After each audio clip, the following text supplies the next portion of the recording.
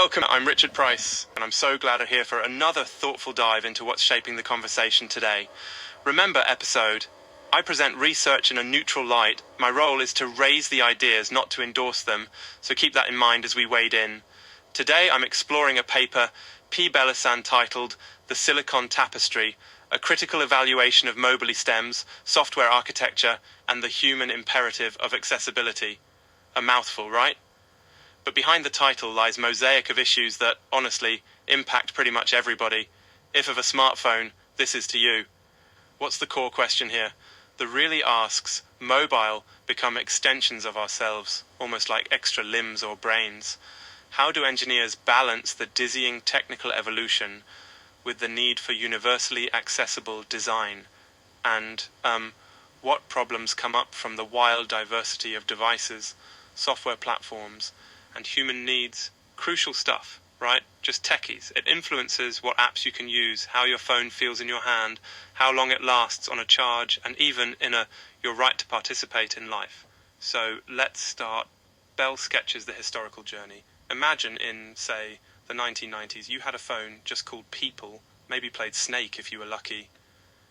Fast forward just a couple decades, and that rectangle in your pocket is a health monitor, a camera with an AI chatbot, and, a phone rolled into one. But that leap comes at a cost. The big problem Bell flags is something called the Fragmentation Paradox. You got thousands of unique Android devices out there, each with their own operating system versions and hardware queer. For developers, it's like trying to build and when the parts change mid-flight. This impacts the listener, you, because it can mean your favorite app works differently on your phone to, say, your friends. Sometimes stuff breaks. What's software architecture? Bellisan explains a few different ways to organize code. MVC, MVP, MVVM, Viper. Okay, so lots of acronyms. But the gist is this. Simpler patterns are easy to with, but as an app grows, you get these controllers crammed with all kinds of logic and everything up tangled together. Complex architectures, Viper, help keep things orderly and testable. But yeah, they mean more code, honestly, more headaches the team.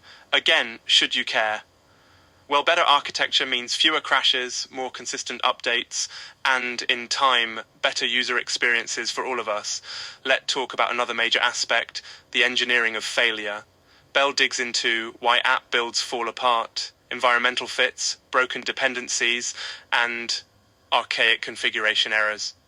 Almost half the time it's issues like mismatched software versions tripping everyone up. If you've ever sat there waiting for an app update that never arrives, might this sort of issue? Again, I'm not saying this means software engineers are to blame. It's just the nature of a shifting system and maybe a reminder that absolute perfection isn't the right bar to set for technology. Now here's a tangent.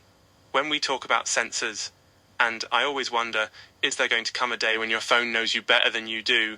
Like, you reach for the coffee shop, and it's already pulling up your usual order before open app. Of course, that can get a little, thinking out loud, that's not in the paper, but we're all human, right? Back to Bellisan paper highlights the energy crunch. Every new sensor, smarter AI means more battery used, techniques like predicting human movement, so GPS only kicks in when needed, or prediction to make screens feel more responsive. These are advances that everyone who's ever run out of phone battery should appreciate. But if you remember one takeaway, let it be this. The heart of the paper is accessibility. Bell argues pretty strongly, if A isn't accessible, it isn't smart. It's unfinished, small, unlabeled, orientation lock. These are more annoyances, are barriers keeping people from participating. The adoption WSAGI 2.1 and now 2.2 is shifting the field, requiring things like minimum button sizes, keyboard focus that doesn't get lost under banners, and crucially, no cognitive hurdles for authentication. As a listener, ask yourself, does your favorite app respect these guidelines? If not, why not and that? Finally, looking ahead, Bellisan sketches a world of 6G and the Tactile Internet, where your phone doesn't just Intel, lets you practically feel remote places via haptics. It's kind of wild, but also raises questions about who's being left out as the future races ahead. Will there be a right to analog life? What happens people aren't on the digital? That's not an answer the paper gives, but it's definitely something to chew. So, wrapping up, Bellisan's is broad and critical, but remember, I'm not endorsing every claim here. Academic research offers a lens to explore questions, not a gospel truth. Your experience may differ, and sometimes the reality lags behind the vision or the worry. Thanks for joining me on this episode of In Depth. Keep questioning, keep exploring, and remember, technology is only as impressive as its capacity to include all of us. All you next time.